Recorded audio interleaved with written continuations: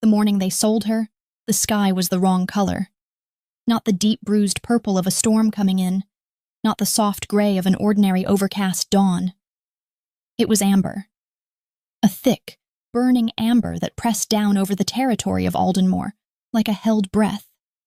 Like the world itself knew something had broken and didn't yet know how to respond. Bonnie noticed it through the gap in the wooden walls of the holding pen. A holding pen, as if she were livestock, as if the woman who had danced at every moon ceremony, every harvest, every birth and bonding in this pack for 6 years, was now something to be contained and counted. She kept her eyes on the sky.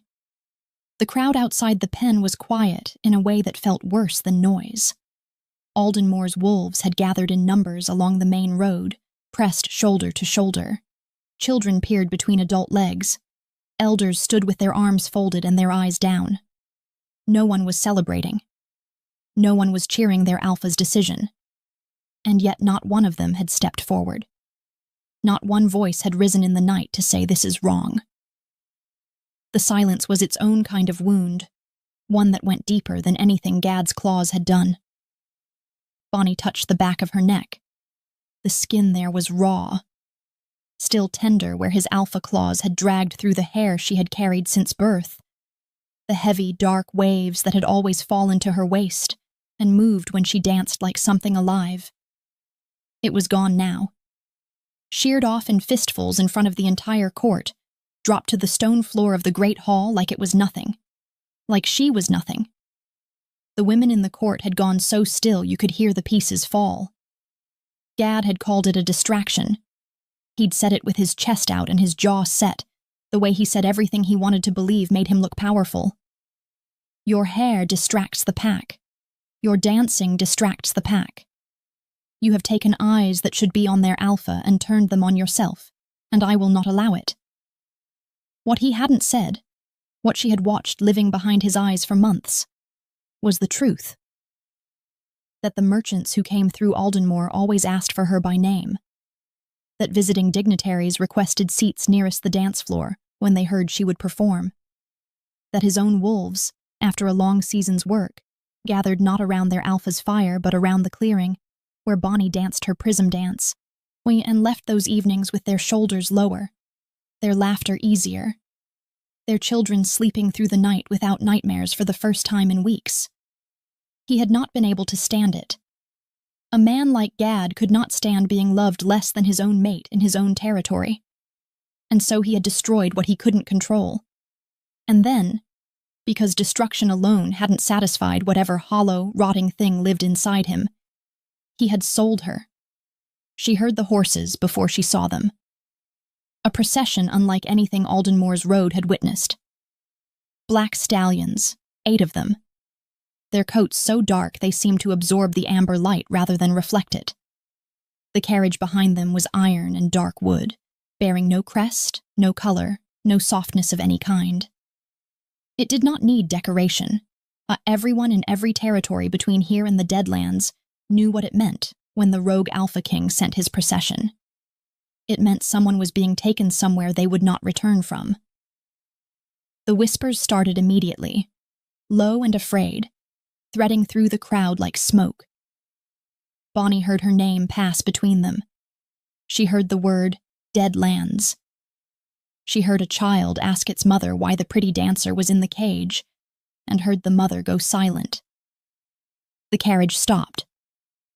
A man descended first, not the king, but clearly his, tall, dressed in dark leather, with the kind of face that had long since stopped registering other people's fear as remarkable. He carried a sealed document. He handed it to Gad second without looking at him. Gad stood on the steps of the great hall. He had dressed for this. Ceremonial furs, on his alpha chain across his chest, his expression arranged into something that was trying very hard to look like authority, and landing somewhere closer to relief. He had sold her, and he was relieved. 6 years of her cooking in his kitchen, dancing in his court, sleeping in his bed, giving his pack something they had thrived on without ever understanding why. And what lived on his face this morning was relief. Bonnie finally looked away from him. she would not give him the satisfaction of seeing her break. She had decided that in the night, when the tears had come and she'd let them come privately, quietly, and then she'd pressed her palms flat against the floor and breathed until the shaking stopped. She had decided, whatever happened next, whatever the Deadlands meant, whatever the rogue Alpha King was in truth or in legend, she would walk out of this pen on her own feet. The crowd parted before the guard who led her.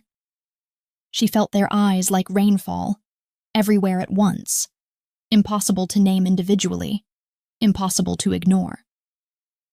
She heard Mara, the baker's wife who always saved her sweet rolls from the second bake, make a sound low in her throat that she quickly swallowed. She heard old Fenwick, who had watched her dance more times than he could count and always wept a little at the prism sequence, say something under his breath that sounded like a prayer. She did not look for Gad. She stepped up into the carriage. The door closed behind her, and the iron was cold, and the amber sky pressed down, and the horses began to move, and Aldenmore fell away behind her through the narrow window. And Bonnie pressed 2 fingers against the raw skin at the back of her neck and held herself very, very still. She did not know what she was going to the Deadlands to face. She had heard the stories. Every wolf in every territory had heard the stories. Alpha King Magnus, rogue by choice, not by banishment, which was somehow the more terrifying thing, who had carved his kingdom out of the most forsaken land on the continent, who accepted challenges and ended them swiftly and completely, who had never taken a queen despite a dozen attempts by powerful families to place their daughters in his path. The Deadlands, they said, were dying. Feral rot had taken root there, turning wolves mindless and frothing and dangerous, and Gad had sent her there believing she would die slowly among the mad wolves and the dry earth and the king who had no softness in him. What Gad did not know, what no one in Aldenmore had ever thought to wonder, was why they had been so safe. Drought had swept the region. Every pack Bonnie had heard word of was struggling. Crops failing, rivers dropping, the ground turning hard and ungenerous. And feral rot, that new and terrible madness that stripped wolves of reason and left them howling at nothing, had torn through territories like fire through dry grass. Whole packs had fractured. Alphas had lost half their numbers to the rot. It was all anyone spoke of when traders came through. But not Aldenmore. Aldenmore's granaries were full. Aldenmore's river ran clear. Aldenmore's wolves were sane and whole, and their children played without fear in the open fields. No one had asked why. It was the kind of blessing that people accepted gratefully and incuriously, the way they accepted good weather, as luck, as favor, as something they probably deserved. But it had not been luck. Every time Bonnie had taken the dance floor, at moon ceremonies, at harvests, at the simple evenings when wolves gathered just to watch because watching her made something inside them settle, her hair had moved with her. Those long, heavy, dark waves, catching the firelight or the moonlight or the afternoon sun, lifting and falling and spinning with each movement of her body, had been doing something that neither she nor anyone else had ever had language for. The women of her bloodline had always danced, and they had always had extraordinary hair. No one in her family had ever explained it as power, because it had never felt separate from them. It was simply what they were. Simply what they did. The dance was a ritual. The hair was its instrument. And every time Bonnie had performed her prism dance in Aldenmore's heart, those dark waves had stitched the pack's borders invisible seam by invisible seam, weaving something into the boundary of the territory that kept the rot out, that called water to the ground, that pressed warmth and sanity into the soil. She had been their protection, and she had not known it. And now she was in an iron carriage moving toward the Deadlands, and her hair was gone, and Aldenmore was behind her. The silence inside the carriage was absolute. It was the kind of silence that had no interest in being filled, that pressed against the ears and settled into the chest. Bonnie sat with her back straight and her hands in her lap, and her eyes on the narrow strip of landscape visible through the window, and she breathed the way her mother had taught her, slowly, from the belly, the way dancers breathed when the emotion in a performance threatened to overtake the body doing the performing. The carriage rolled on. The trees changed. The amber light thinned. And in the silence, without permission, the memory came. She had been 19 when Gad first saw her dance. It had not been a formal performance. No ceremonial floor, no arranged audience. Just a midsummer gathering at the border market where packs from 3 territories traded grain and livestock and news.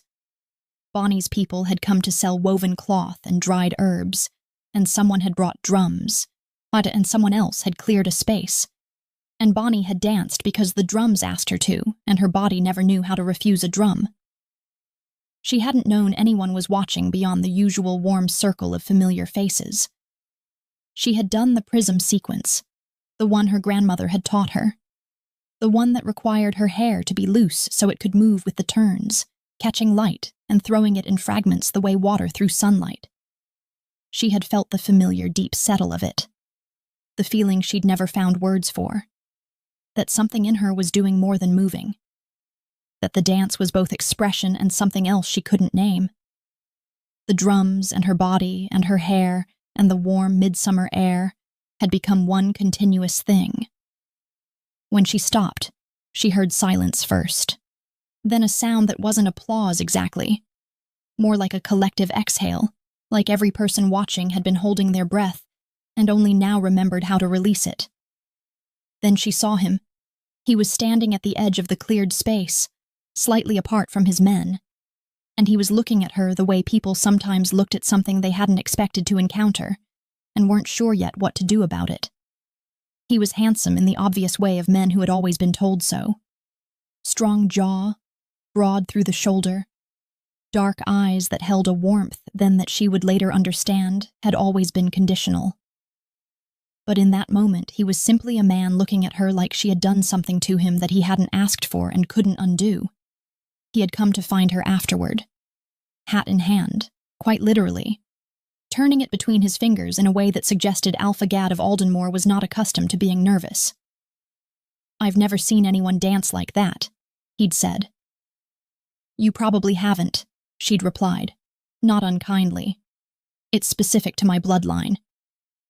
That had made him smile, a real one. She remembered being surprised by it, how much younger it made him look. The courtship had lasted 4 months. He had come to every gathering where she performed, increasingly less subtle about the fact that he was there for her specifically. He had sent gifts, good ones, chosen with attention rather than wealth, which she had appreciated. He had sat with her pack elders with genuine respect. He had asked about her people, about the bloodline, about why the women of her line all had such extraordinary hair, and she had told him honestly, "We don't entirely know. It's always been ours. We've always danced. The 2 things together are something our grandmothers called a gift," but they never explained further than that. He had listened. She had believed then that he was the kind of man who listened. Before she had agreed to anything, she had told him the truth that she knew would cost her.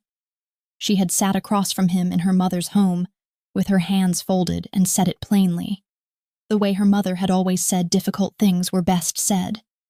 "My bloodline only births daughters. Not one woman in our line has ever carried a son. If you take me as your mate, Alpha Gad, you will never have a male heir. I need you to understand that before anything else." She had watched him absorb it, had watched the calculation that moved across his face, and then, to his credit then, had watched him set it aside. "I don't want an heir," he had said. "I want you. If I can't have you, I'll have no one." She had believed him. She had left her people and come to Aldenmore as his mate, a foreigner in his territory, and it had been harder than she'd expected. The way foreign always was, the way belonging had to be built rather than assumed. But she had built it. With her hands and her voice and her dancing, and the simple consistency of showing up, of learning Aldenmore's customs and honoring them while not erasing her own, of cooking for the pack on feast days until the great hall smelled like her mother's kitchen, of performing the prism dance at the first moon ceremony, they invited her to, and watching Aldenmoor's wolves leave that evening quieter and more settled and somehow fuller than they had arrived. They had loved her. Not immediately, but truly. The kind of love that builds in layers, that has texture and history and weight. And Gad had loved her too. She believed that now, even as the carriage carried her toward the Deadlands, he had loved her the way some men loved things that made them feel extraordinary by proximity. And the trouble with that kind of love was what happened when the thing you loved began to outshine you rather than reflect you. It had changed slowly. So slowly she had almost missed it. The first time he'd left the dance floor before she finished. The first time a visiting merchant had asked for her by name, and she'd watched Gad's jaw tighten.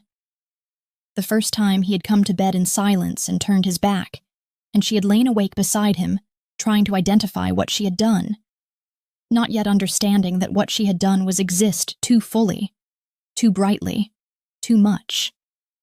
His jealousy had grown in him the way rot grew in wood, invisible until the structure was already compromised. She had tried to talk to him. She had offered to perform less publicly, to keep the prism dance for pack ceremonies only. He had waved her off, called her foolish, said she was inventing problems. And then one morning, he had stood before the court with his alpha claws extended, and he had listed her failings in front of every wolf in Aldenmoor.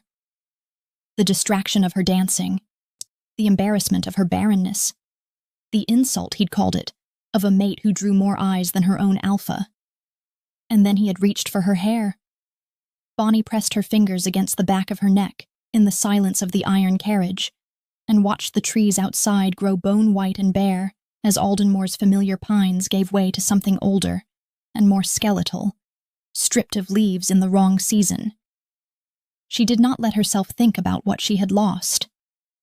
She thought instead about what she still had, the knowledge of her own name, the memory of her mother's hands, the discipline of a body trained since childhood to move through pain without stopping.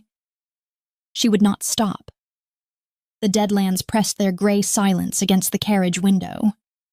The sky above was flat and toneless, sound pressed out of it entirely. But as the carriage rolled through what must have been a border settlement, she saw stone buildings, low and practical, smoke curling from chimneys, a man mending a wall who paused to watch the procession pass without fear in his face, a woman hanging cloth who looked up with simple curiosity, children moving between buildings with purpose. These were not the mad, frothing wolves she had imagined. These were people living in a hard place, but living. The carriage stopped before the castle, gray stone, dense and permanent, rising 4 stories with towers at each corner, torches burning in iron brackets that bent no pretense toward decoration. Bonnie stepped out of the carriage.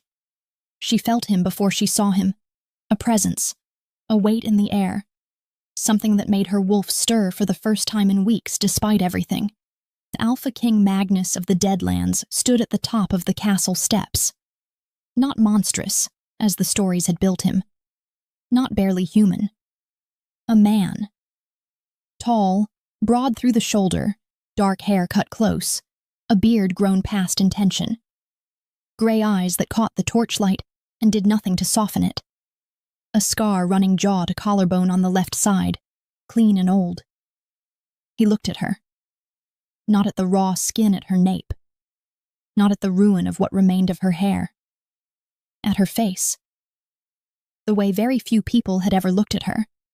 Not looking for the dancer, not looking for what she could give him. Just looking. Bonnie squared her shoulders and held his gaze and did not look away. He descended the steps and stopped 2 feet from her, and the torchlight moved between them. And then he spoke. Low. Not a performance. Just a voice. You're not what I expected, he said. Bonnie held his gaze. Neither are you. Something shifted in his expression.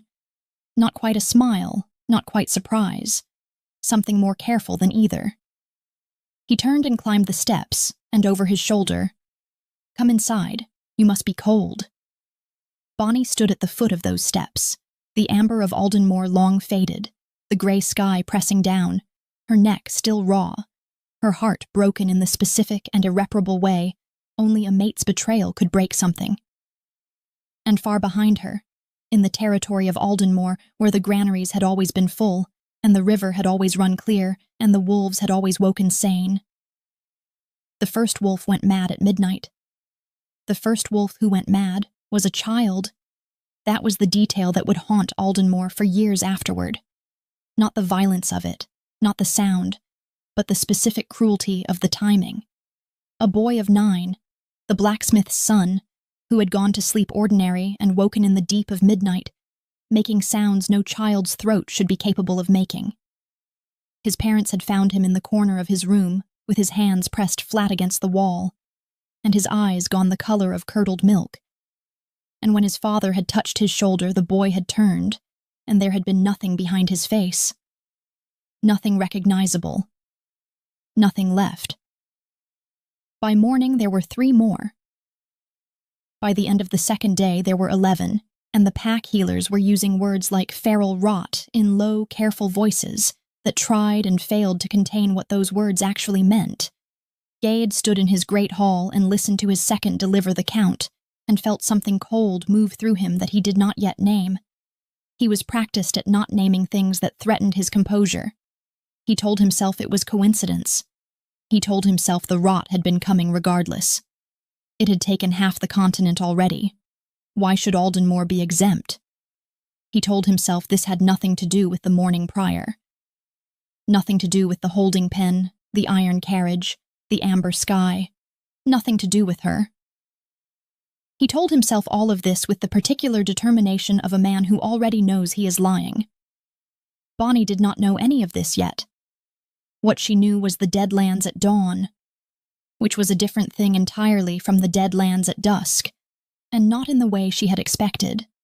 At dusk it had been gray and heavy and airless, the kind of landscape that made the chest feel smaller.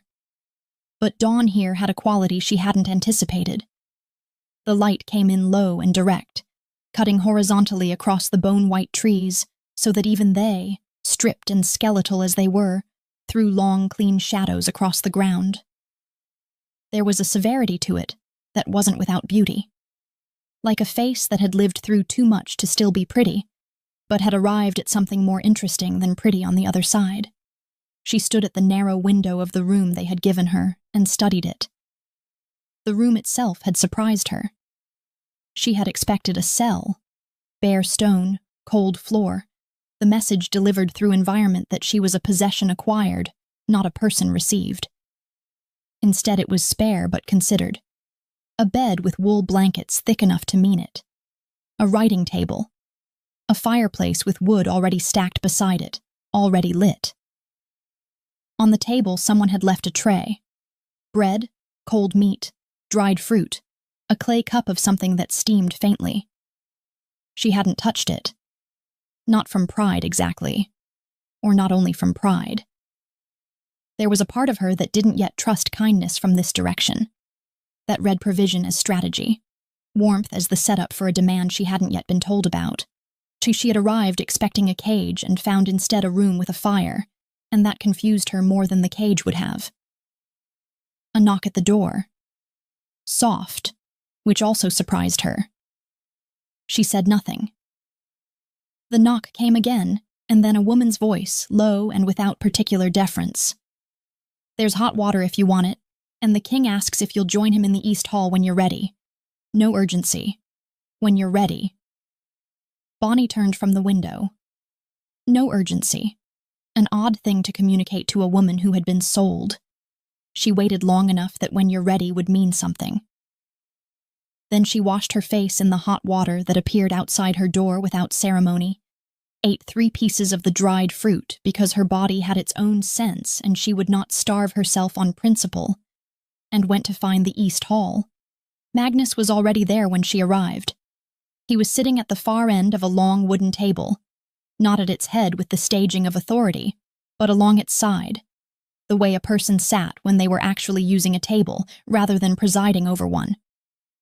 There were papers in front of him and a cup beside them, and he was reading with the focused quiet of a man who had learned to take stillness where he could find it. He looked up when she entered but did not stand, did not perform. "You didn't eat," he said. "Some of it," she said. He accepted this without comment and gestured to the bench across from him. She sat. Between them on the table, she noticed a small clay pot with a lid, and beside it a folded cloth. And beside that a bundle of dried herbs she almost recognized but couldn't quite name. "For your neck," Magnus said, without looking up from his papers. "The healer prepared it. Helps raw skin close faster." Bonnie looked at the pot and said nothing. "You don't have to use it," he said, still not looking up. "It's there if you want it." She didn't touch it. Not yet. She looked at him across the table instead, at the scar along his jaw, at the way his hands moved across the papers with a practicality that matched the castle itself. No wasted motion, no performance. The stories about Magnus had been told to frighten. Rogue by choice. King of the dead place. Collector of broken things. She had expected cruelty worn openly, the way weak men wore it to look strong. She did not know yet what he wore or why, but it was not that. "Why did you want me here?" she asked. He set down his papers and looked at her directly. That same quality of attention she had noticed the night before. The kind that didn't look for anything in particular, that was simply present. "I heard about your dancing," he said. "I'd heard about it for years. I wanted to see it." The simplicity of it disarmed her more than any complex answer would have. No politics, no strategy offered up for her inspection. Just, "I heard. I wanted to see." "I won't be dancing," she said. "I know," he said, and he picked his papers back up. That was all. No argument, no negotiation, no quiet threat dressed as disappointment. He simply accepted it and returned to his work. And the East Hall was quiet around them, with the kind of quiet that didn't require filling. And outside, the low dawn light moved across the bone-white trees. Bonnie sat with that for a long moment. Then she reached across the table and picked up the clay pot. The Deadlands were dying. She understood this better in the days that followed. Not all at once. The understanding came in pieces. The way any true understanding of a place came, through accumulated detail, rather than single revelation. The way the pack wolves moved through the settlement with an efficiency that had anxiety underneath it. The way the healer's building was the most trafficked structure in the entire territory. A constant, quiet traffic of people bringing in the afflicted and leaving with the uncertain. The way the word rot moved through conversations and then was carefully set aside. The way people set aside things too heavy to carry continuously. She had not expected to care. She had arrived broken and furious, and had intended to remain closed, to survive this place without investing in it, to keep herself separate from the Deadlands and its king, the way she had kept herself separate from nothing in her entire life, because separation had never been a thing her nature knew how to do. But on the third day she saw them bring in a woman. 2 men carried her between them, her feet dragging. She was perhaps 40, and she had the look of someone who had been strong her whole life and was only now, against her will, being otherwise. Her eyes had that quality Bonnie had heard described, but never seen. The milky, absent quality of the rot taking hold, the self going dim behind them like a candle running out of wax. She was making sounds, low, rhythmic, without language. Her hands moved against the air as if searching for something no longer there. The healers received her with practiced steadiness. They had done this before. Many times. Bonnie stood in the corridor and watched and felt something move in her that she had been pressing down since the carriage. Not the dance. She would not dance. She had decided she would not dance. The dancing was the thing Gad had taken from her, along with her hair and her dignity, and she was not yet ready to offer it back to a world that had shown her what it did with her gifts. But something adjacent to the dance. something that lived in the same part of her. She went to the healer's building. She told the woman at the door she had some knowledge of herbs and would like to help where she could, and the woman looked at her, at the uneven crop of what remained of her hair, at the healing skin at her nape, at her face, and then simply stepped aside to let her in. She was useful. That steadied her in a way that nothing else had. She learned the healers' names. Fren, the older woman who ran the building with a brisk warmth like a fire that had learned to direct itself. Young Davi, who was barely trained and tried to compensate with energy. Old Soret, who spoke rarely but whose hands knew things his words didn't bother to say. She learned their methods, their herb stores, the stages of the rot as they understood it. She contributed what her own bloodline knew about calming plants, about the specific combination of valerian and whitebark that her mother's people had used for mindless fevers, and watched Fren's eyes sharpen with interest. "Where did you learn that?" Fren asked. "My mother," Bonnie said. "Her mother before her." Fren nodded slowly. "Your people had rot before?" "Not rot," Bonnie said, "but madness. Different causes. Some of the calming works the same regardless. The wolves in the advanced stages of rot. The ones fully taken. The ones who had lost language and recognition and everything except the animal underneath. Were kept in the lower rooms, padded, away from light and noise because both seemed to agitate them further. Bonnie had been told not to go near them alone. She went near them alone on the 5th day, when Fren was occupied with 3 new cases arrived from the border settlement and the lower rooms were understaffed. She didn't go to treat them. She didn't know yet what to do for them medically. She went because the sounds they made, those low, lost, rhythmic sounds, reminded her of something she couldn't identify, and she followed the feeling the way she had always followed feelings, the way her body had always known things before her mind arrived. She sat outside the door of the lower room and listened. The sounds were not random. There was pattern in them. Broken, fragmented, like a song with most of its notes missing, but pattern nonetheless. As if whatever the rot had consumed had left this one thing behind, some deep instinct that still reached, that still tried to make rhythm out of the chaos it was trapped in. Without thinking, Bonnie began to hum. Nothing formal, nothing performed. Just a low, undecorated sound, matching the rhythm she heard, giving it a shape it seemed to be reaching for. Her hands moved in her lap. Small movements, involuntary, the ghost of gesture. The sounds behind the door changed, slowly, almost imperceptibly, but the jagged edges of them softened slightly, the way a tangled thing softens when something steady is applied to it. The low searching sounds became, fractionally, less searching. Bonnie sat very still and breathed and hummed and did not call it what it was. She did not call it dancing. She did not call it the gift. She did not look at the meaning underneath it because looking directly at it felt like too much. Like standing too close to a fire still deciding if it would burn her. She called it nothing. She simply sat and hummed until Fren found her and gave her a look that was equal parts concern and something that might have been awe, and told her dinner was ready. She went to dinner. She ate. She did not mention what had happened in the corridor. Magnus noticed. She hadn't expected him to be observant in that particular way. She had read him as a man whose attention was fixed outward, on territory and threat, and the management of a kingdom surviving impossible conditions. But he noticed the way she moved through the Deadlands with increasing familiarity. Noticed the healer's building becoming a regular part of her day. Noticed the change in her that even she couldn't fully name. That settling of a nature that had been violently uprooted and was, despite itself, beginning to find ground again. He didn't comment on it directly. That was his way, she was learning.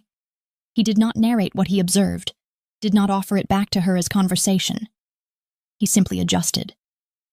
Fresh herbs appeared on her table, ones she had mentioned to Fren in passing. The kitchen began producing, without explanation, the specific flatbread from her homeland that she hadn't eaten in 6 years and hadn't asked for. One morning, she found beside her door a carved wooden comb, clearly old, clearly quality, left without note or ceremony. She picked it up and held it and felt something crack slightly in the careful structure she had built. She went to find him. He was in the yard behind the castle, doing something entirely unregal, restacking a woodpile that had fallen, apparently having dismissed whoever had been assigned the task, and decided to do it himself. He looked up when she approached and waited. She held up the comb. "You keep leaving things," she said. "You keep using them," he said. Seemed worth continuing. She looked at him. He looked at her. The Deadlands morning was cold and clear, and the white trees stood around the yard's edge like witnesses. "I'm not going to be grateful to you," she said. "Not yet. Maybe not ever. I need you to know that." "I know that," he said.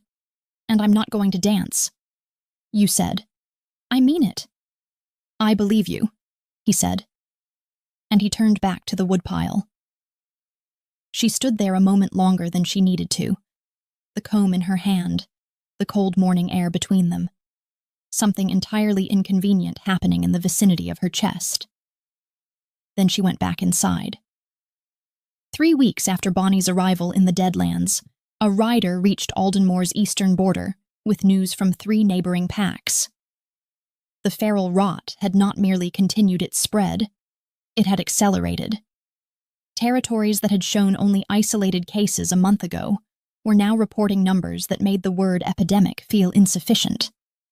The drought had deepened alongside it, rivers dropping to trickles, the ground growing hard and resistant to everything planted in it. The rider who brought the news did not know this was unusual. He did not know that Aldenmoor had, until 3 weeks prior, been the single exception to everything the continent was suffering. He did not know why that had changed. But Gad knew. Gad stood in his great hall, which was beginning to smell different, stale, dimmer, the particular smell of a space that had lost something essential and was only beginning to show it, and listened to the count, and felt the cold thing in him that he had refused to name since the morning of the amber sky settle into something undeniable. 17 wolves in the rot. The river down by a third. 3 harvests failed. His best hunter had turned mad in the night. Gad stood in his great hall and stared at the stone floor, and in the silence between the numbers his second was reading aloud, he heard it for the first time. The sound of her hair falling. Fistful by fistful. Hitting the stone.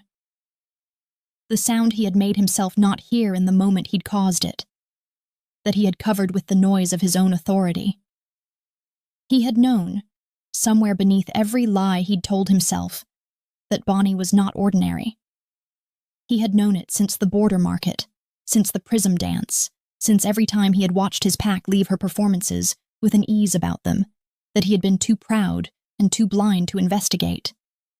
He had known, and he had called it distraction, and he had destroyed it, and sold what remained to a king who ruled over dead ground.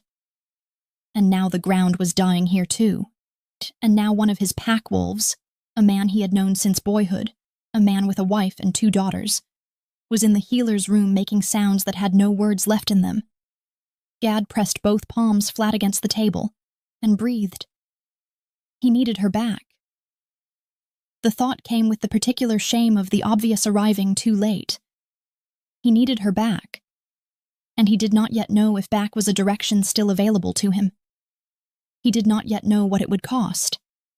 He did not yet know that the woman he had sheared and caged and sold to the Deadlands was, at this precise moment, sitting in the healer's corridor with her hands moving in the ghost of a dance, coaxing something back towards sanity, with nothing but sound, and the ghost of what he had tried to cut away.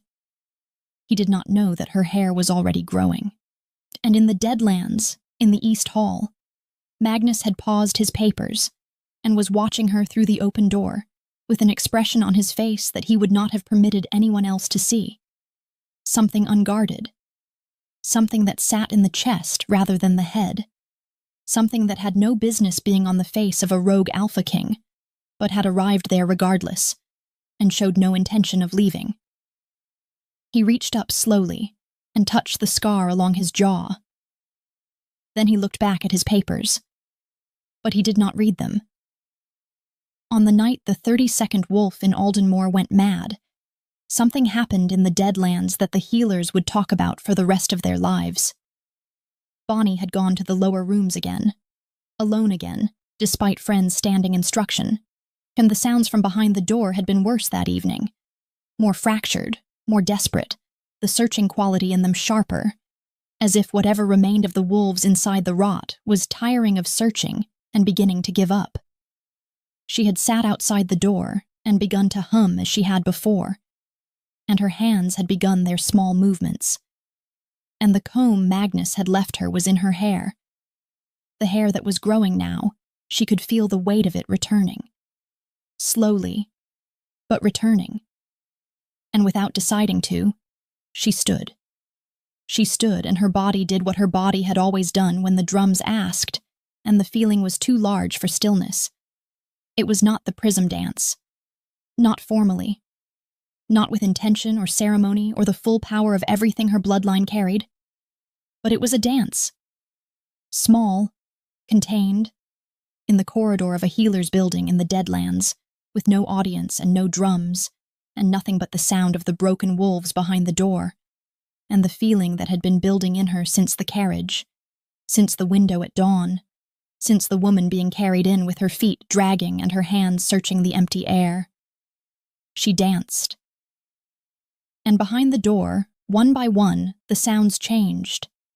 Not cured, not healed, but quieted, the way a fever sometimes broke not all at once, but in a single moment where the body seemed to remember itself. The searching fell away. The fractured rhythm settled. The desperate quality dissolved into something that was simply, barely, but unmistakably, rest. Bonnie stood in the corridor with her chest heaving and her eyes burning and her hands still. From behind her, a voice. Bonnie. Magnus, standing at the corridor's end, having come for reasons she'd never know, arriving in time for reasons she'd never fully understand. His face was doing that thing she had learned to watch for, the careful thing, the controlled thing. But underneath it, breaking through it, something she had no defenses against. She looked at him. He looked at her. They're resting, she said. Her voice came out strange, thin. I heard, he said. The corridor was cold, and the torchlight moved between them and her hair. Still short, still growing, still nothing like what Gad had taken. Caught the light anyway. The way it always did. The way it always would. And in that moment, without warning, without the slow build she had been bracing against, Bonnie began to cry, not the careful private crying of the holding pen, not controlled. The other kind. The kind that came from somewhere below decision, below dignity, below everything she had constructed to survive the last weeks. The kind that meant something had been held too long and could not be held any longer. She did not mean to cry in front of Magnus of all people. She did not mean to do it standing in the corridor outside the room of wolves she had just danced back from the edge. She did not mean to let him see it. And Bonnie slid down the wall and sat on the cold stone floor and let it come. She cried for her hair. She cried for the court that had watched and done nothing. She cried for the 9-year-old girl who had first felt the prism dance move through her and had thought it was only joy. She cried for 6 years of believing a man who had always planned, on some level, to make her small. She cried for her mother, who had told her the dance was sacred, and to give it only to those who deserved it. She had given it to Aldenmore. She had given it freely. And Aldenmore had let her be put in a cage. Magnus sat on the floor beside her, and did not speak, and did not leave. When the crying stopped, she felt hollowed out in the specific way that came after something necessary, and the corridor was quiet, and the wolves behind the door were resting, and the Deadlands pressed their cold, clear silence against everything. "My hair," she said finally. "It holds power. I didn't fully understand it before, but I understand it now." Magnus was quiet for a moment. "I know," he said. She turned to look at him. "I've known since the second night," he said. "I've been watching what happens when you're near the sick ones. I wasn't certain. Now I am." She studied his face. And nothing," he said. "It's yours. It does what you allow it to do." She held that, turned it over, found no catch in it. Outside the Deadlands, somewhere on the road between the continent's dying packs and the castle on the forsaken ground, a merchant would carry a story home about a woman in the Deadlands who had quieted the feral wolves with nothing but movement and the growing darkness of her hair. The story would spread the way stories spread, gathering detail and distortion as it traveled. It would reach Aldenmore in 9 days. It would reach Gad in 10. And when it did, he would do what broken and desperate men always did when they had destroyed the thing they needed. He would go to take it back. The hair grew back faster than it had any right to. Bonnie noticed it first in the morning of the 6th month. Standing at the narrow window with the Deadlands dawn cutting low and horizontal across the yard, her fingers moving to the back of her neck, the way they still did, out of habit, out of the grief that lived in habit. But instead of raw skin, she felt length. Not much. A finger's width past the nape, soft and new, the way growth was when it came back after damage. Tentative at first, as if checking whether it was still welcome. She stood at the window for a long time with her hand at her neck and said nothing to no one, and felt something shift in her chest that she wasn't ready to name. By the 7th month, it fell to her jaw. By the 8th, it brushed her shoulders. Fren noticed before Bonnie acknowledged it openly.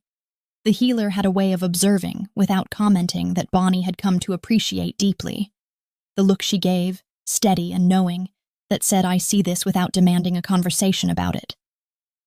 Old Soret simply nodded at her one morning, as if the growing hair confirmed something he had already decided.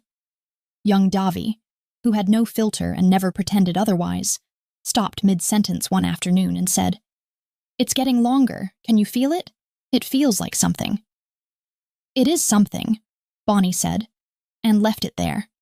What she did not say was that she could feel the Deadlands differently now. Not through wolf senses. Her wolf was still returning slowly. Still tentative.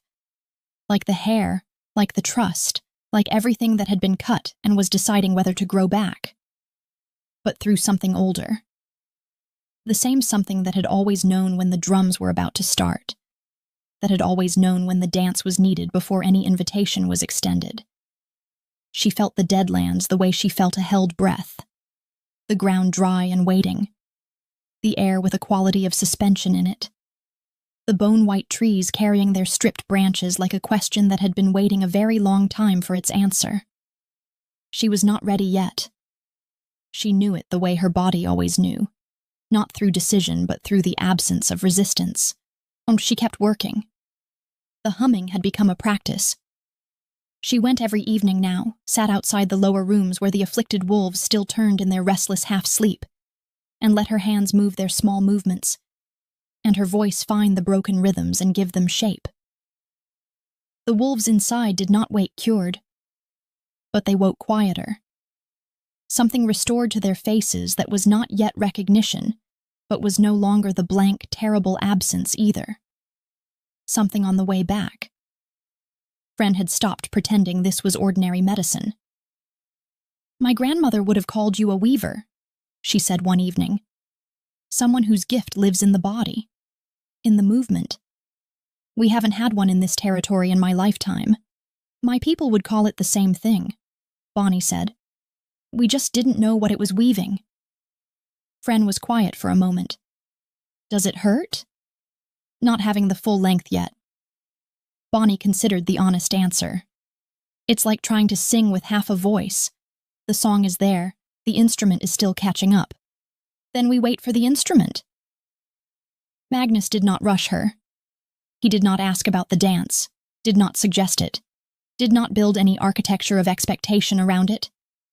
He simply continued, with his papers and his practicality and his cup beside them, and he continued to find her. Not intrusively. He appeared in the places she was with the natural consistency of water finding its level, and stayed until she left, and never made it mean more than she was ready for it to mean. There were evenings he told her things, not declarations, just the slow offering of information that people gave when they were deciding to let someone know them. The deadlands before the rot, when the trees had been green and the river had run loud enough to hear from the castle walls, 11 years of managing a kingdom's slow dying with nothing but stubbornness and the refusal to abandon the wolves who had stayed. He told her these things in the same low, unpracticed voice he used for everything, looking at his cup or the fire. Not at her, the way people sometimes found it easier to be honest when they weren't being directly watched. She listened. She noticed the way his hands stilled completely when she was talking, every other task set aside, his full attention given without performance. The way he laughed, rarely, surprised out of him, not constructed for an audience, changing his whole face in the way she had come to look forward to more than she had admitted to herself. He had not said anything. He was not the kind of man who said things before he was certain they were true, and before he was certain they were wanted. But she knew. What she felt from Magnus in those evenings in the East Hall, the wanting and the patience and the particular quality of a man who had decided that whatever she needed was more important than what he wanted, was as clear and as real as the river had been before the drought took it. He wanted her, not her dancing, not the protection her gift offered his territory. Her, Bonnie, the woman with the herb-stained hands and the growing hair and the laugh she had started recovering somewhere in the 3rd month, low and a little rusty from disuse. She knew, and she was not ready. Not with Gad's claws still recent in her memory. Not with the mate bond cut still tender. Not with the part of her that had loved and trusted completely and been sold still doing the slow, necessary work of learning to trust again. But somewhere in the knowing, without her deciding it, the walls had begun to change. Not fall, but change. The way walls changed when the weather on the other side became less threatening. Still standing, but no longer braced. It was the sound that called her out. Not drums, not music of any kind, just the deadlands at the deep of night. Wind in the skeletal branches, the distant murmur of the settlement, the breathing of old stone as the temperature dropped. She woke at the deepest hour and lay still and felt for the resistance. That quality she had been waiting for, that had been present every time she had considered the dance. The internal not yet that her body had maintained like a guard post. It was gone. She rose without thinking about it. Thinking would have been the wrong approach. She pulled on her outer clothes and her boots and walked out into the cold night air of the castle yard. The yard was empty. The torches burned low. The bone-white trees stood their silent witness, and the ground beneath her boots was cold and hard and dry. The same ground she had felt shift beneath her every day like a tide deciding to change direction. Bonnie stood in the center of the yard and lifted her face to the sky. Her hair fell past her shoulders, still not fully what it had been, still returning, but enough. She felt it against her neck and her back, and felt the deadlands air move through it, and felt the old deep knowledge of the dance settle into her body, like a key into a lock she had almost forgotten she carried. She breathed in. She moved. Her hair moved with her. And the deadlands felt it. She felt the warmth move outward from her in rings, touching the walls of the yard, moving through the stone, through the territory. The bone-white trees at the yard's edge trembled, though there was no wind. The ground shivered, a deep subterranean shiver, anticipatory and alive. She became aware, gradually and then all at once, that she was no longer alone. They had come without being summoned. A door had opened, she would never know whose, and then another, and another. The pack wolves of the Deadlands, drawn from their beds by something that bypassed thought entirely, and went straight to the place where the body knew things before the mind arrived. They filled the yard's edges, old and young, healers and guards, the woman who hung cloth and the man who mended walls, and young Davi still pulling his coat on with one arm. The torches burned steadier than they had any right to in the night air, and above the Deadlands the sky was clearing, the flat gray quality thinning, a depth returning, the stars growing sharper as if the atmosphere itself was cleaning. Bonnie felt them arrive and did not stop. She danced for the ground and for the air and for the dry riverbeds that needed to remember what water felt like. She danced for the bone-white trees that were not dead, only waiting, the life stored in the deep root, waiting for the signal that it was safe to return. She danced for the wolves in the lower rooms, fighting their way back from the rot toward language, toward recognition, toward themselves.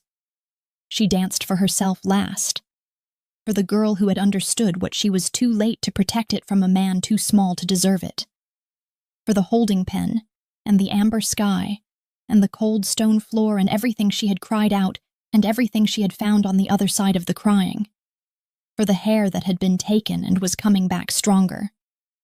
She moved into the prism sequence. Her hair lifted as she turned, the dark waves catching and throwing torchlight in fragments of amber and gold, and a green that had no name, scattered across the stone and the faces of the gathered wolves, and the walls of the castle, and the waiting trees. And she felt the border weave, the invisible seam of it, the stitching, her hair a needle moving through something that wasn't visible, and was more real than anything visible. The boundary of the territory being sealed, reinforced, made into something the rot would find impassable, not just sealed, healed. The ground beneath her boots gave one deep shiver and went still, the shiver of something releasing, of something held too long finally letting go. She came to stillness. The yard was absolutely silent. Then the gathered wolves of the Deadlands made a sound that she felt in her sternum. Not applause, not cheering, something more essential than either. The sound of people who had been afraid for so long, they had forgotten what the absence of fear felt like, and were feeling it now, and had no more precise language for it than this. Bonnie stood in the center of the yard and let herself be seen. Fully, completely, without the habit of smallness she had learned in Gad's Hall. She looked across the yard. Magnus was not there. She found him standing at the window of the East Hall with his back to the door, looking out at the yard below where the wolves were still gathered. The 2 cups were on the table. The fire was going. He had not come to the yard, and she understood now that this had been deliberate, that he had watched from above, alone, and had chosen to leave the yard to her and to his people without inserting himself. She stepped inside. The door closed behind her. He turned. His face was open in the way she had seen it only once before, that night in the corridor when he had sat on the floor beside her and said nothing and stayed. The careful, controlled expression entirely absent. Just his face and everything on it, and the firelight moving across the scar along his jaw. She crossed to the table and sat. He sat across from her. "You watched from up here," she said. "Yes." "Why didn't you come down?" He looked at his cup. "Because it wasn't mine to stand in the middle of. It was yours. Between you and them. I didn't want to be the thing you were aware of when you should have been aware of nothing but the dance." She held that. Found no performance in it, no calculation. Only the plain truth of a man who understood that some moments belonged entirely to someone else. "Why didn't you just ask me to come?" she said. "Without the trade, without all of it." She held his gaze. "You could have sent word." Magnus was quiet for a moment. "Because you were mated," he said, simply. "And I don't take what isn't offered." The words landed and stayed. She looked at him, at the gray eyes holding hers with that total honest presence, nothing managed, nothing withheld, and felt the last door open. Not pushed, not forced, just open, the way doors opened when there was no longer any reason to keep them closed. "And now?" she said. "Now," he said. "You're here. And I still won't take what isn't offered." The thing at the corner of his mouth. Not quite the smile, not quite the restraint. "But I'll tell you plainly what I want, if you'll hear it." Her wolf stirred, not tentatively, not carefully, but fully, with a recognition that went below thought and below every wall she had ever built, and arrived at something that had simply always been true. "Tell me," she said. He stood, and then, slowly, deliberately, with both eyes open, he went to one knee. Not desperation. Not the last move of a man with nowhere else to go.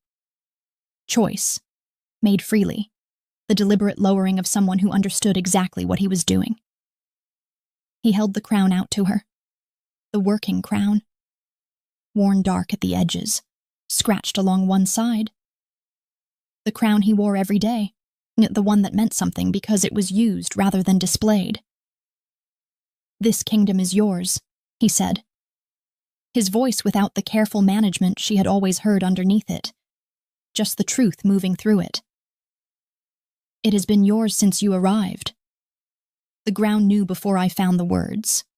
He paused. "I want you to have everything I have, everything I am. Not because of what your gift does for this territory." Another pause, carrying the weight of everything he had not said through all the East Hall evenings, all the cups of spiced drink, all the hours of chosen silence. "Because of what you do to me, Bonnie. Every quiet evening, every time you laughed and looked surprised that you had. Every morning I knew you were somewhere in this castle, and the knowing was enough to make the day different from every day before you came." His jaw tightened, not against the feeling, but with it. "You didn't come here to be loved. I know that. But I have loved you anyway, from before you arrived and every day since, and I would rather kneel here and say it plainly than stand over there and pretend I don't." The East Hall was absolutely silent. Bonnie felt the last wall go. Not broken, not fallen, released. The way the ground had released under the dance, the way frost left when warmth had finally been given permission to stay. Her eyes burned. She did not look away from him. She reached out and took the crown from his hands. She looked at it for a long moment. The weight of it. The worn reality of it. 11 years of a man refusing to abandon his wolves, refusing to leave the dead ground. She felt all of that in the metal. Then she set it gently back on his head. "Stand up," she said. "I don't want your crown." He looked up at her. "I want you," she said. "Beside me, not above me and not below me. Beside." She held his gaze with everything she had, the carriage and the corridor, and the cold stone floor, and the growing hair and every quiet evening they had built without announcing they were building anything. "As my mate, Magnus, if you'll have me." He stood, and the distance between them that had always been careful, always been considered, was simply gone. He raised his hand and touched her face. She leaned into it without the thinking part's permission, shanty because some things were finished being decided and had simply become true. He kissed her. Not tentative, not the careful beginning of something unsure of its welcome. He kissed her the way the Deadlands had received the dance. Fully, after a long wait, with the depth of something that had been patient long enough and was finished with patience. She kissed him back. When they parted, she kept her eyes closed for one breath. Not from shyness, but from the desire to hold the feeling precisely as it was. The warmth of him. The realness of him. She opened her eyes. "The river?" she said softly. From the eastern edge of the territory, faint but unmistakable, the sound of water moving. Something moved through his face. The slight widening of the gray eyes, and the quality of a man encountering wonder after a long education in its absence. "The river," he said. It's coming back, she said. He looked at her. So is everything. Gad arrived at the Deadlands with 12 men and the full weight of a man who had convinced himself on the long, desperate ride that he still had something to bargain with. He came with a sealed offer and the posture of someone who had rehearsed too many times, the words gone smooth and unconvincing, the way stones went smooth from too much handling. He had built an architecture of justification so complete he could almost live inside it without noticing the walls were made of lies. He had made a mistake. He would correct the mistake. He would name a number generous enough that even a rogue king would find it difficult to refuse.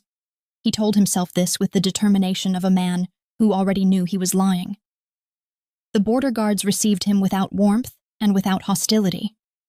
When the escort finally came, it led him to the Great Hall, and he was not prepared for what he found there.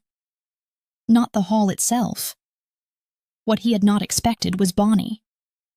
She was standing at Magnus's right side, not arranged there, not positioned for effect, but standing the way people stood in places they belonged, with the natural ease of someone who had found their correct location in the world. Her hair fell past her waist, longer than it had ever been in Ashvale, richer, moving in the still air of the hall with a quality that made the light behave differently around her. Magnus stood beside her, not above her, not in front of her. Beside. Gad looked at her and felt the sealed offer in his coat become suddenly and completely ridiculous. He set it on the table anyway. Old habits. "I've come for Bonnie," he said.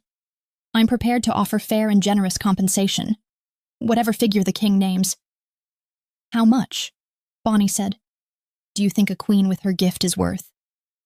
The question fell into the hall like a stone into still water. Gad heard the word queen. His eyes moved to Magnus, who looked back at him with the flat gray attention of a man who had no interest in the conversation and every intention of letting it conclude however it concluded. Then back to Bonnie. Her hair, the way she stood, the hall around her that smelled different, cleaner, the air carrying something returning to it, and the architecture he had built on the long ride here developed, and very quietly, a crack. He looked at the sealed offer on the table. There was no number in it. He understood that now. He thought of the count his second had delivered that morning. 41 wolves in the rot. The blacksmith's boy, 9 years old, still lost behind his own eyes in the healer's room. The river genuinely gone, the bed of it cracked and pale as old bone. 3 harvests. The elder woman who had danced beside Bonnie at harvest festivals, gone mad in her own kitchen last Tuesday. He thought of the holding pen, the amber sky, the sound of her hair hitting the stone floor. He had sold the only thing keeping his pack alive and called it authority. The crack became something that could no longer be called a crack. Gad's knees found the floor. Not performance.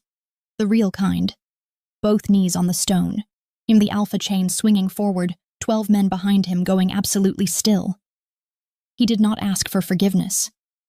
He had ridden here with the intention of buying her back, and found a queen in a living kingdom. And he understood, kneeling on the cold floor of it, that there was nothing in him worth forgiving yet. He raised his eyes to her. "I won't ask you to forgive me," he said. "I don't have the right to ask you for anything." He paused. "The consequences of what I did, I'll face them alone. But my pack didn't choose this. The children didn't choose this. They are suffering for what I did, and they don't deserve it." His voice held barely. "I'm asking for them. Not for myself. Let my pack come to the Deadlands. Let them have what I threw away. Just let them be well." The hall was silent. Bonnie looked at him for a long time. All of what he had been, and all of what he had done, and all of what he was now, kneeling on someone else's floor. The grief of 6 years. The anger that would take years more to move through. And underneath both, separate from both, the simple fact of 41 wolves who had done nothing wrong and a 9-year-old boy who deserved to find his way back to himself. "Your pack may come," she said, Every wolf in the rot, every child, anyone who needs the healing. They are welcome in the Deadlands. Bring them. He breathed, the exhale of a man whose last hope had been answered. He stood. He looked at her one final time, found truthfully that he had nothing left to offer that was worth offering, and walked out. The door closed behind him. He returned 6 days later with his entire pack. They came in a long, slow procession. Wolves on foot and on horseback, carts carrying those too deep in the rot to walk. Children holding the hands of parents whose eyes were too frightened to be comforted by anything yet. 300 wolves in total. 43 in the rot, 7 of them children. The Deadlands received them. Bonnie moved through the arriving wolves with a steadiness that asked nothing of them. No performance of gratitude, no accounting. Just, you are here. You are safe. Let us begin. She found the children first, the way she always found children first, and crouched to their level and spoke the way her mother had always spoken to frightened things. Directly, with the warmth of someone who was not pretending the fear wasn't real, but was also not pretending it was permanent. In the days that followed, the rot began releasing its grip on the Aldenmore wolves, the same way it had released its grip on the Deadlands wolves. Not overnight, not dramatically, but steadily, the direction reversing. The blacksmith's boy was the first to say a word. One word, his mother's name, hoarse and uncertain, as if testing whether language still worked. And his mother, sitting beside him as she had sat for 2 weeks without leaving, put her face in her hands and shook. On the morning of the 9th day, Gad found her in the yard. He stopped at a respectful distance. He had been doing that, she had noticed, keeping distance, taking up as little space as possible, helping where help was needed without asking for recognition. My pack is stable, he said. The rot is receding. The children are coming back. He paused. I came to thank you. And Magnus. He reached into his coat. What he withdrew was a small thing. The alpha sigil of Aldenmore, worn smooth at the edges from years of daily handling. He looked at it the way you looked at something you were genuinely putting down. Not performing the putting down, but actually doing it. Then he bent and set it on the ground between them. He straightened. He looked at her once. Fully. The grief still there and the shame still there, both of them permanent residents now. Thank you, he said. Simply. He turned and walked toward the border. Bonnie watched the way he walked, not the alpha posture, not the chest-out deliberate authority she had known for 6 years. Just a man walking.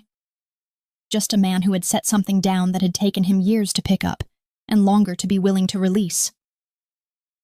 Gad. He stopped, turned.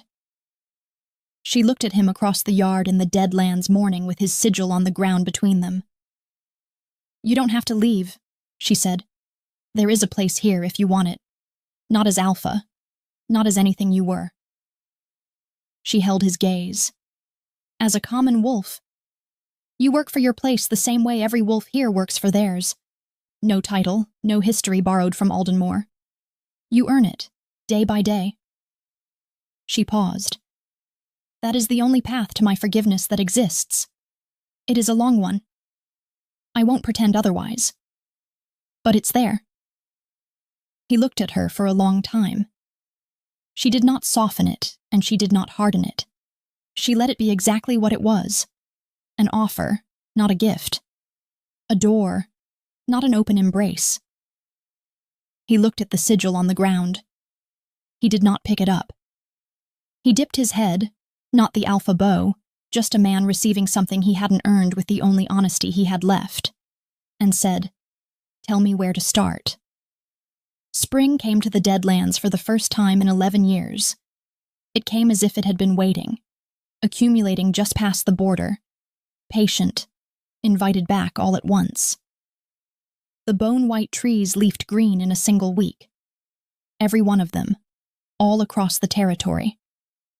The river ran full and loud enough to hear from the castle walls, The feral rot released its remaining hold on the last of the afflicted wolves, and each day carried one more person back to themselves.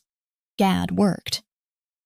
Without announcement, without the visible suffering of a man performing penance, he repaired walls, helped with the harvest preparation, sat with the Aldenmoor wolves still finding their way back, and talked them through recovery with a steadiness that surprised her when she observed it.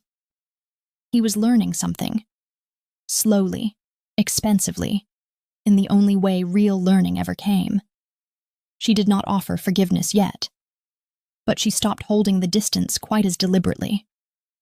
That was enough, for now. On the first true evening of spring, when the air had the quality of warmth that was not yet summer but had stopped pretending to be winter, Bonnie stood in the castle yard as the sun went low and felt the full living weight of what the Deadlands had become. The river was audible from here, running clear and insistent through the territory's eastern edge. The trees along the yard's border moved in the evening air, properly green, the new leaves catching the last of the light and turning it gold.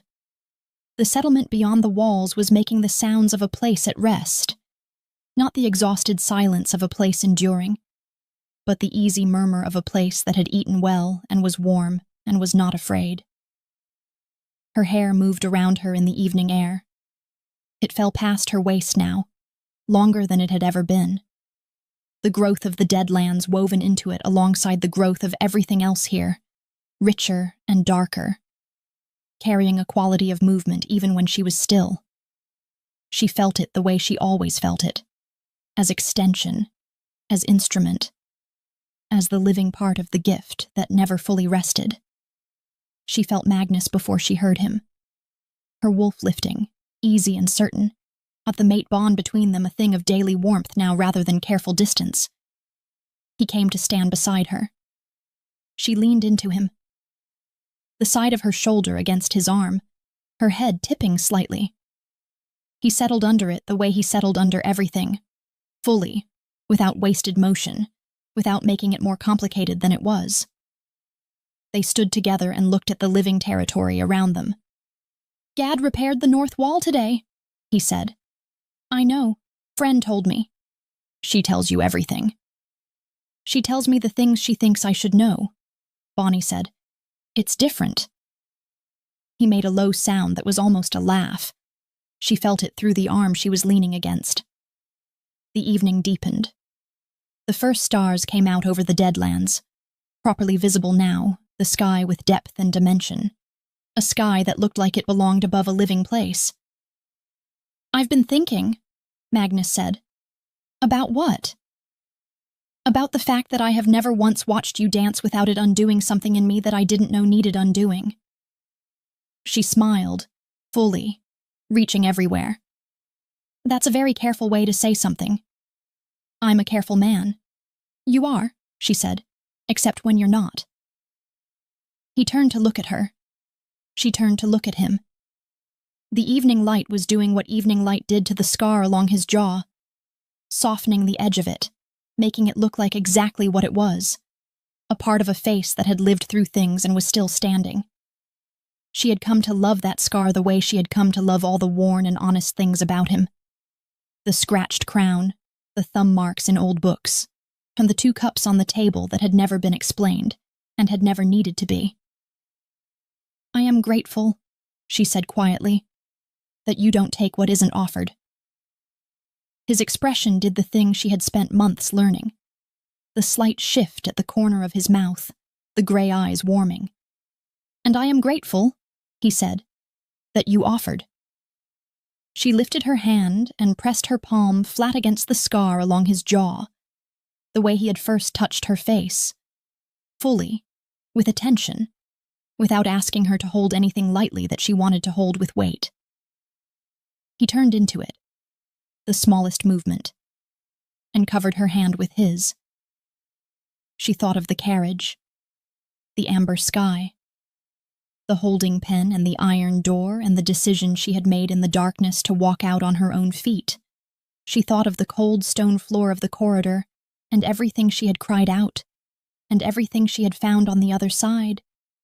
The East Hall evenings and the 2 cups and the fire and the slow, unannounced, extraordinarily patient building of something she had not known she was allowed to have again. She kissed him. Not the first kiss. That had been the yard, the crown, the declaration. This was the other kind. The quieter kind. The kind that didn't announce itself because it didn't need to. That lived in the daily accumulated evidence of 2 people who had chosen each other and kept choosing each other and intended to keep doing so. He kissed her back. His hand moved through her hair with the ease of someone touching something that was also touching them back, the gift stirring warmly in response, as if the hair itself had made its own decision about this man long before the rest of her had caught up. When they parted, the evening was full dark, and the stars were bright, and the river was running, and the Deadlands breathed its clean, unheld breath all around them, and the border was woven tight and strong with everything she carried, and the territory, this impossible, forsaken, patient, surviving territory, was alive. She pressed her face briefly against his jaw, felt the warmth of him, the steadiness of him, the particular quality of being beside someone who had waited for her without making the waiting into a debt. And they stood together in the living dark of the Deadlands, his arm around her, and her hair moving in the spring air, and the kingdom breathing easily around them, until the stars were fully out, and the night was warm, and there was no longer any reason to go inside and every reason to stay exactly where they were. Together. Always, now, together. Thank you for listening all the way to the end. If Bonnie's journey back to herself left a mark, if Magnus made you believe again in the kind of love that waits without taking, subscribe to this channel and leave a thoughtful comment below. I read every single one. I'll see you in the next one.